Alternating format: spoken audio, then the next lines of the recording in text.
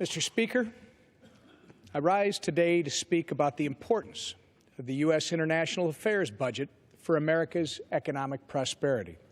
Recently, more than 220 leaders from America's business community, from Fortune 500 companies to local chambers of commerce, wrote to Secretary of State Rex Tillerson about the strategic investments in development and diplomacy that advance America's interests overseas and support jobs at home.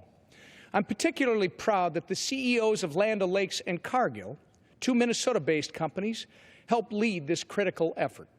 Minnesota business understand they need the support of America's diplomats and development professionals at the State Department and USAID in the international marketplace to succeed. For less than 1% of the federal budget, our diplomats and development workers help create good governance and stability in developing countries around the world. These efforts enable their economies to grow, creating new markets for American goods in a highly competitive global marketplace. With 95% of the world's consumers living outside of our borders, some of our fastest-growing economies are in developing countries.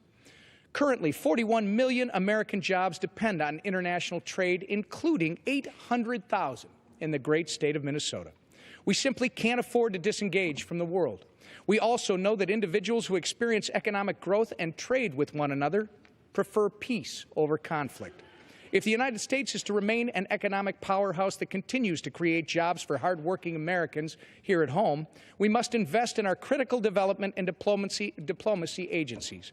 If we don't, our economic competitors, and God forbid our enemies, certainly will. I look forward to working with my colleagues on both sides of the aisle to protect funding for the international affairs budget.